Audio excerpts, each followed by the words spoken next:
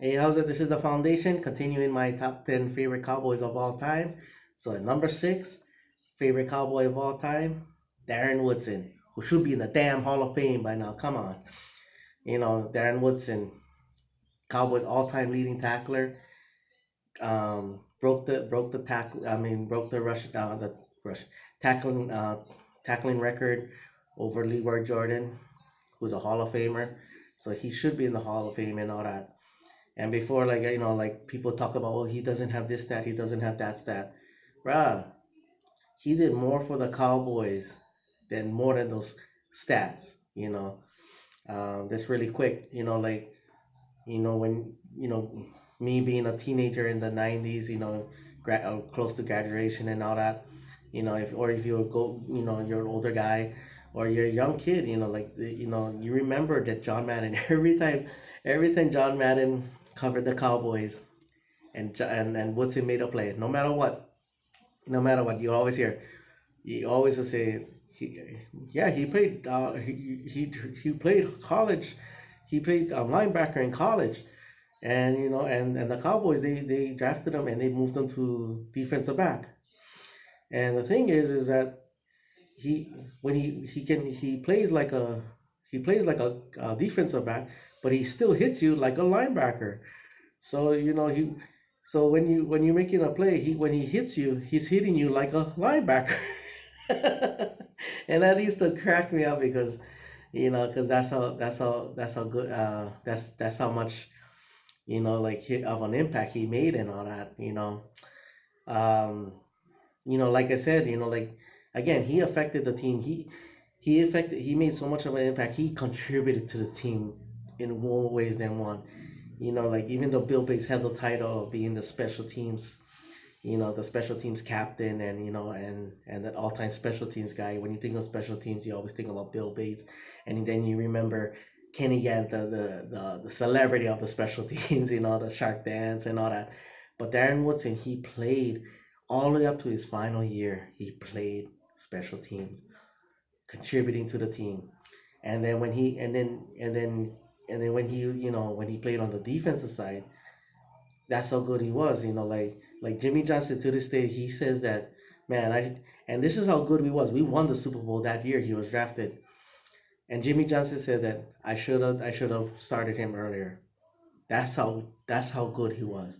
He was just like, he said he's a rookie yet. I'm not ready for give him the stuff. And then he says like, oh yeah, that's my one regret is that he didn't start him early enough. That tells you how much he thought of him. And then thinking, talking about it too, like he covered, he, I mean, you go to his college years, he played linebacker. Now college back then, it wasn't like how it is today. So everything was kind of conservative back then. It was more this regular basic formations. So he probably didn't have to play like exotic, things that he probably just played zone, maybe at the most asked to cover a tight end. When he came into the NFL, he was covering the slot. He was covering wide receivers. He played free. He played strong. He played, and even at times he played even linebacker at certain games. So that's how much he meant to the team and all that. That's how much he contributed to the team. And he made his stats. From every now and then. Like he made some. Not like record like type like all time interception leaders, but again, he's the all time Cowboys leader in tackles and that and everything. Um, and then you look for the years. I mean, when we got Roy Williams, like to this day, like sometimes I will I don't knock Roy Williams what he contributed, but is this for me? This for me like when people say, "Oh, who would you have if you could have picked if you could have picked the Cowboys pick that he could have picked years back then." Every year I go to the Ed Reed pick because that was the same year as Roy Williams.